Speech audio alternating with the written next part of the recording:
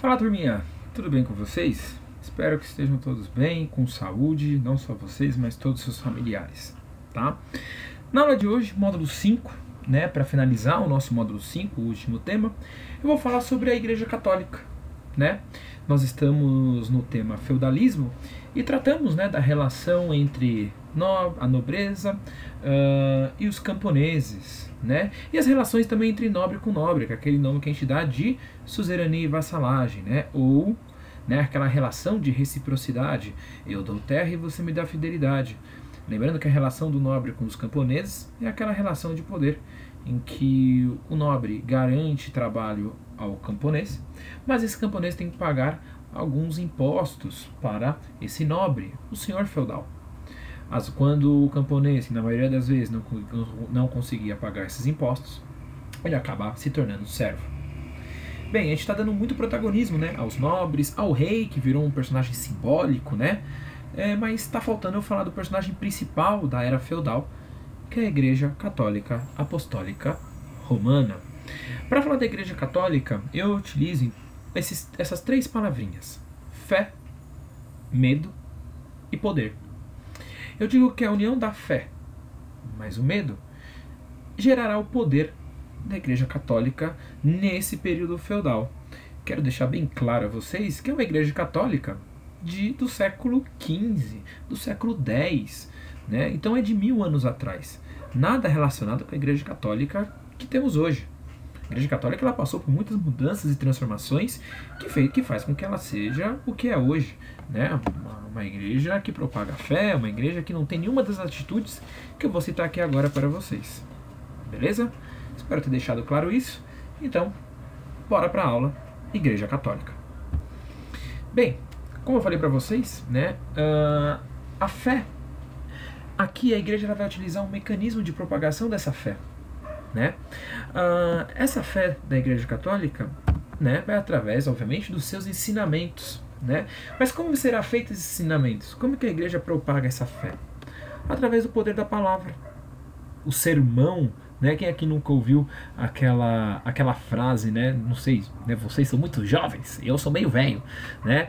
Mas, nossa, ouvi o maior sermão da minha mãe ou do meu avô, do meu tio, né? Uma longa bronca, né?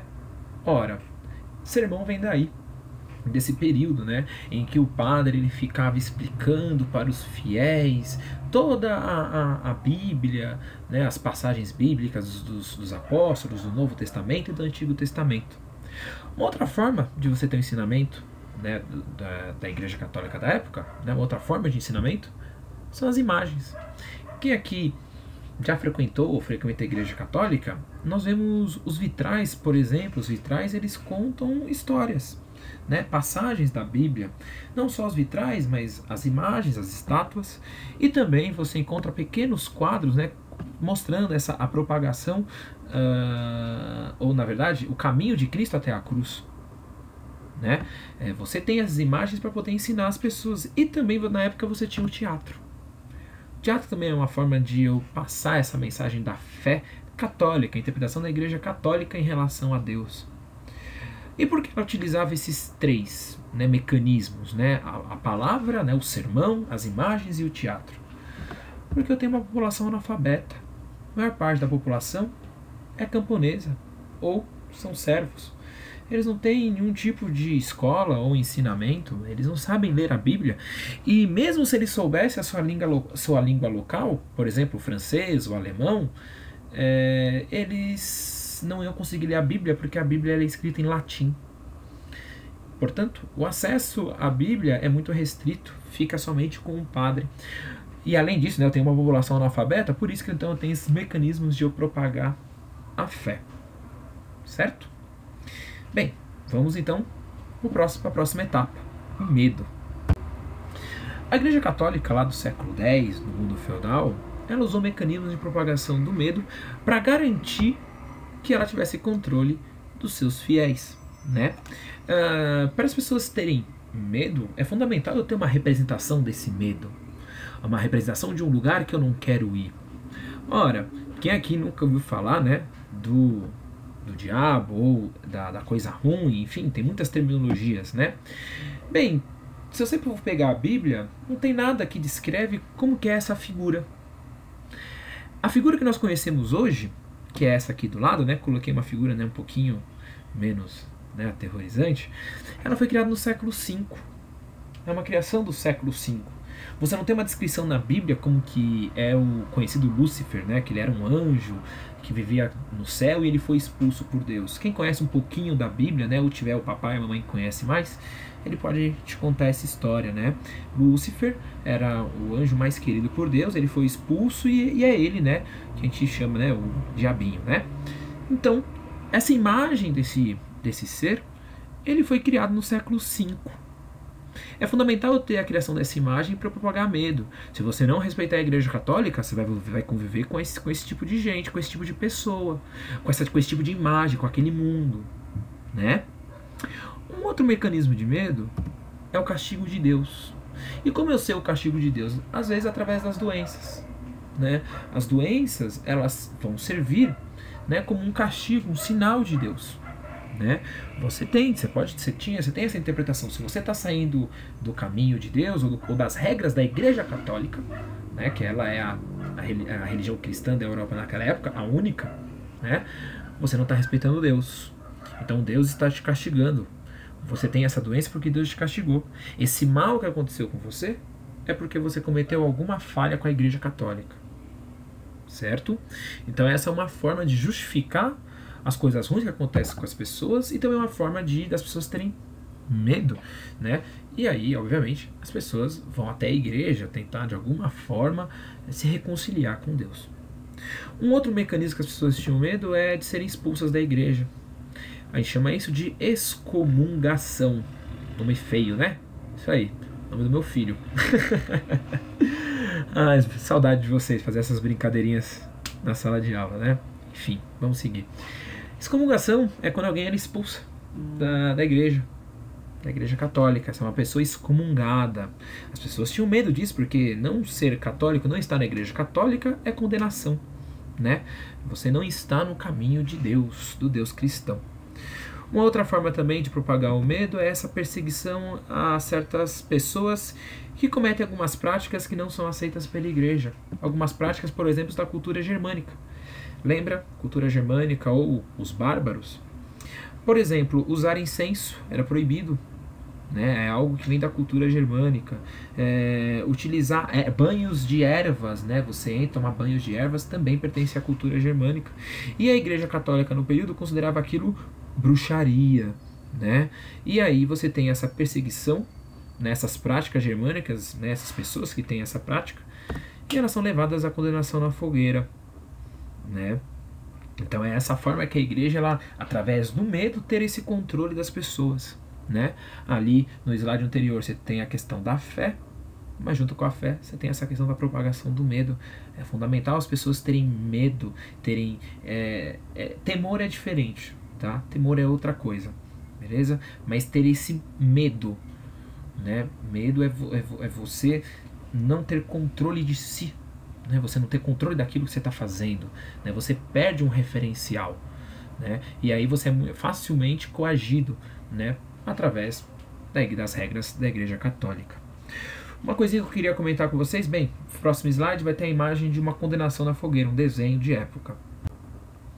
Tá aí a imagem, né, dessas pessoas aí na fogueira.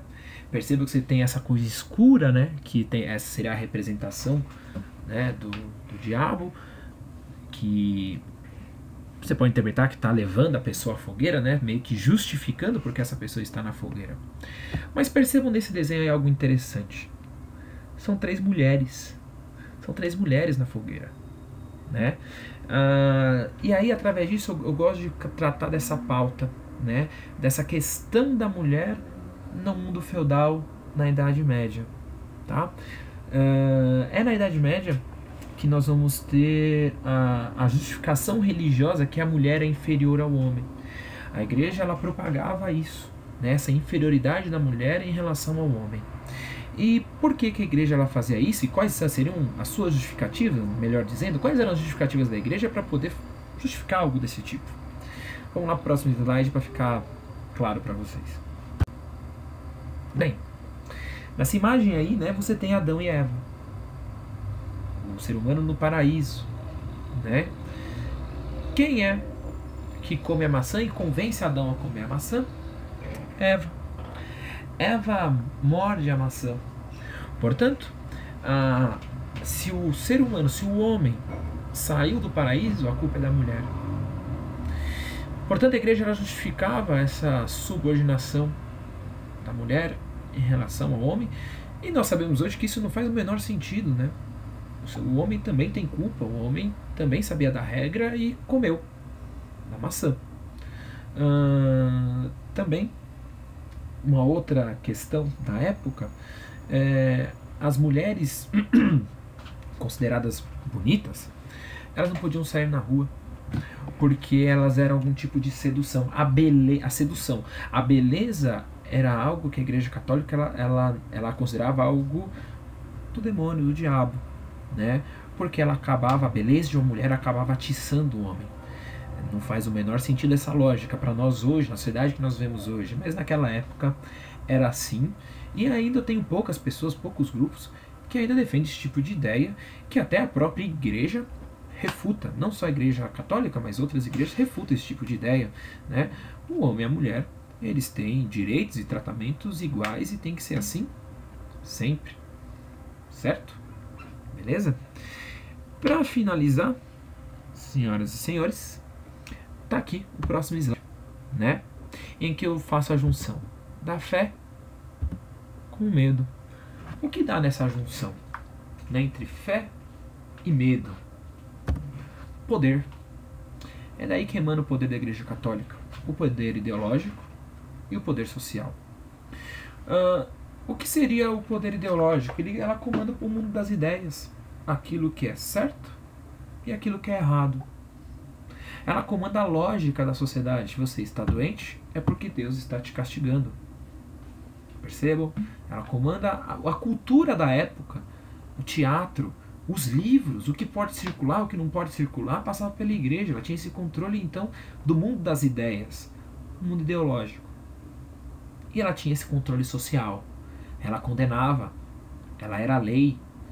Se eu vou excomungar alguém, essa pessoa é excluída da cidade, ela é expulsa da cidade. Porque uma pessoa excomungada pela Igreja Católica pode trazer algo ruim para a cidade. Deus não vai se agradar de ter essa pessoa próxima, então vamos expulsá-la. Fica dessa forma. O clero no topo, os que oram, a nobreza, que tem como responsabilidade a proteção, os que guerreiam, camponeses e servos, os que trabalham.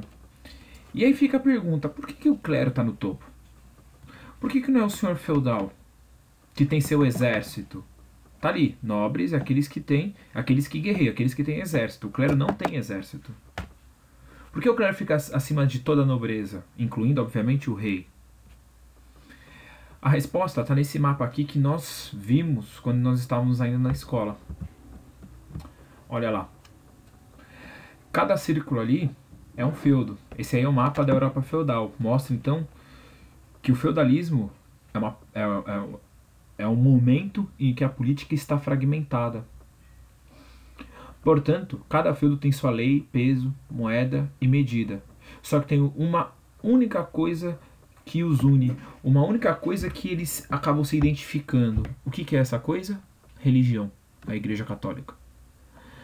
Se em cada feudo o nobre ele tem total autonomia, total controle, e um outro nobre não pode interferir, a igreja é a única instituição que está presente em todos os feudos. Em todo feudo há uma igreja. Fora ainda os feudos que pertencem à igreja. Mas o nobre, ele sempre deixa um pedaço de terra dentro do seu feudo para a igreja. E por que isso? Porque o nobre quer salvar sua alma. Eu estou numa sociedade teocêntrica, em que tudo é justificado por Deus. Então é esse o motivo. Muitos nobres, muitos reis, antes de morrer, doavam suas terras ou seu feudo inteiro para a igreja, como uma maneira de salvar sua alma, como uma maneira de perdoar os seus pecados.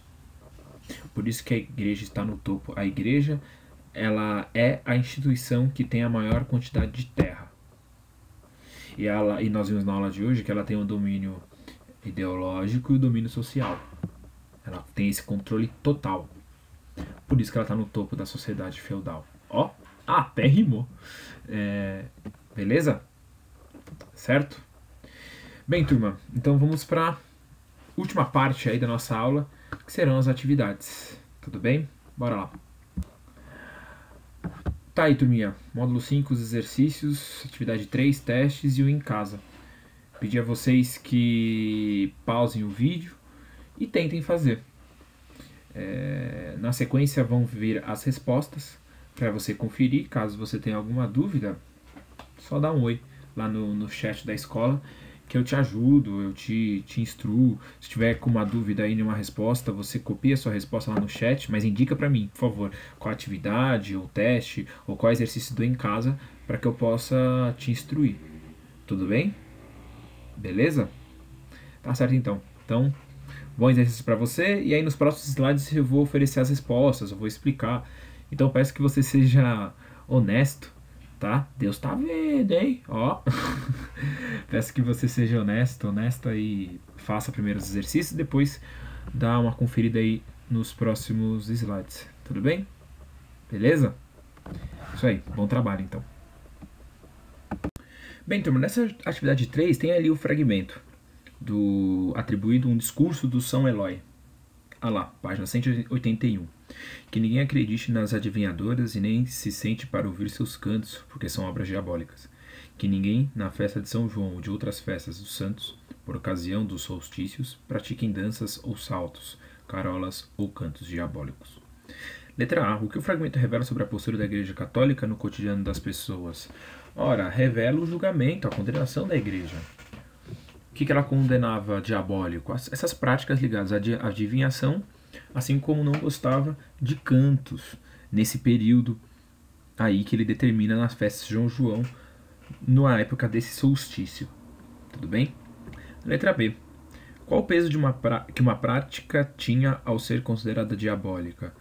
Ora, o peso, turminha, era exclusão social, era ameaça de ir para o inferno, era condenação espiritual da pessoa ir para o inferno. Tá? Então tá aí, as pessoas eram excluídas da vida social e eram aterrorizadas ao serem ameaçadas de irem para o inferno. Tudo bem? Bem, os testes. Leia o fragmento abaixo.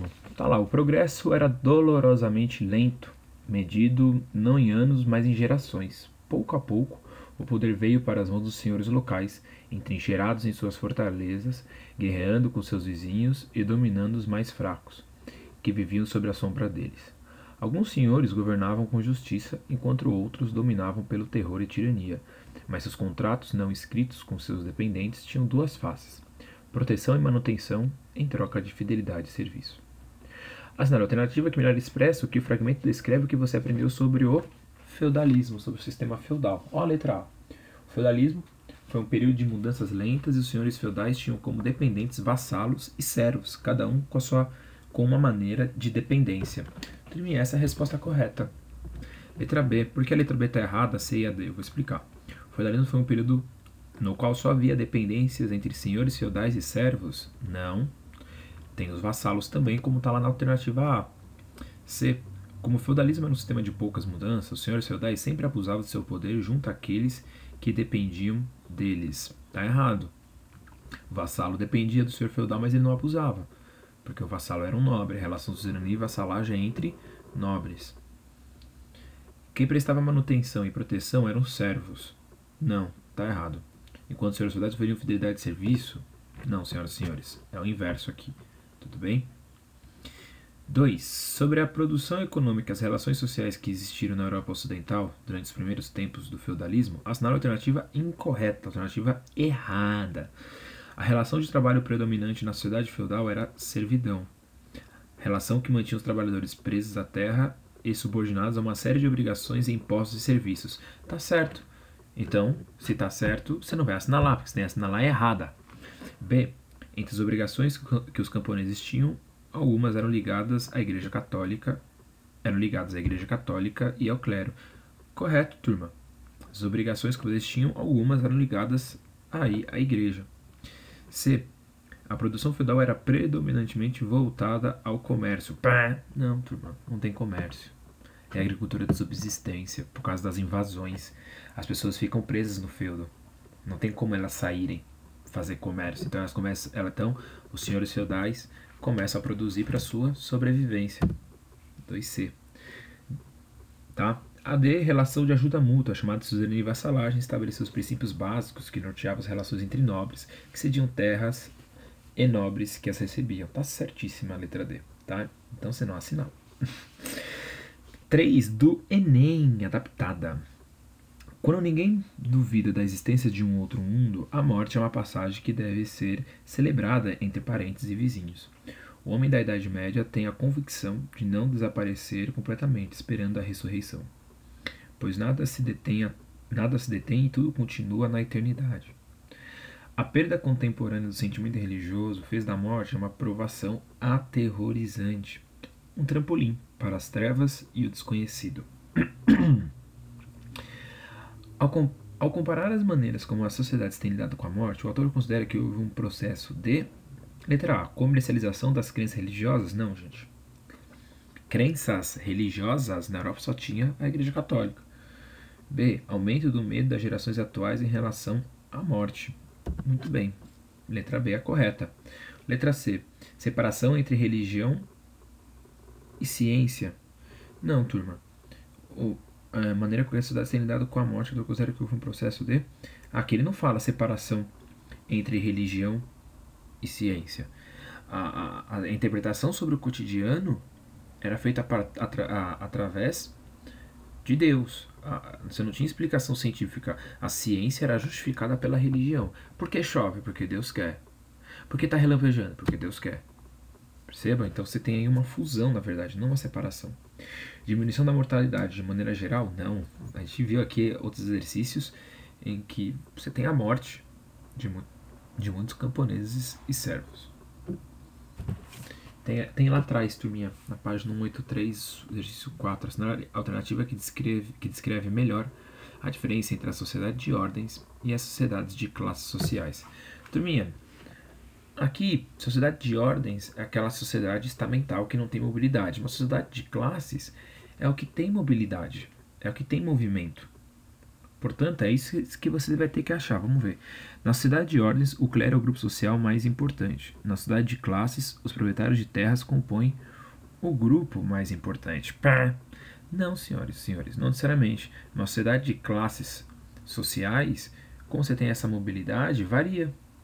Nem sempre o proprietário de terra é o mais importante. Vai variar, vai depender do período. Porque se há mobilidade, não tem como eu definir de maneira exata quem é. A letra A está errada. B. Na sociedade de ordens, não há leis. Pá, claro que há lei, gente. Sociedade estamental, feudal, tem leis, tem regras. Então a letra B já está errada no começo. C. Na sociedade de ordens, quase não há mobilidade social. Na sociedade de classe, a mobilidade social é possível. As pessoas não são presas à sua condição de nascimento. Letra C é a correta, turma. D. Na sociedade de ordens, as pessoas podem mudar de status social. Pá, tá errado. Na sociedade de ordens, as pessoas não mudam de status social. Depende do seu nascimento. Beleza? É isso aí. Qualquer dúvida, manda a perguntinha lá pra mim lá no chat. E vamos então para o Em Casa. Tá aí, turma. O Em Casa. Então, também no exercício 1, tá lá, na imagem abaixo, vemos representados um bispo e um rei. Quem é o bispo e quem é o rei? Pergunta fácil, tranquila, turma. O bispo é o personagem superior e o rei o inferior. Explica a disposição das figuras na imagem. Explique a posição deles. Por que o clero está em cima e o rei está embaixo, turma? Bem, o rei era obrigado a seguir as ordens do representante da igreja. Porque o clero estava acima. Era o setor social dentro da sociedade feudal que comandava, que liderava, e vimos esse poder. O rei também buscava a vida eterna. O rei, os nobres, portanto, eles doavam terras para a igreja. Quando eles estavam prestes a morrer, eles doavam suas terras. E isso fez com que a igreja fosse a instituição mais poderosa desse período. E aí o pergaminho eram as ordens vindas do clero. Tudo bem? Beleza? Então, próximo exercício. No exercício 2, turma, tá lá. No século XI, o bispo Aedmar de Cantuária usou animais para descrever a sociedade feudal. Já vou a pergunta lá, porque ele pede para você, considerando que a gente estudou, o que teria levado o bispo a comparar camponeses a bois. Então ele pega camponeses, o nobre e o clero, compara com determinados animais. Por que ele escolhe o boi para representar os camponeses? Por causa da força de trabalho do boi e os alimentos que ele oferece. Isso se relaciona com o trabalho que o camponês faz e as altas jornadas de trabalho. O resultado do trabalho do camponês é comida. Então representa o alimento fornecido pelo boi, seja carne ou uma vaca, pensando aí, leite também.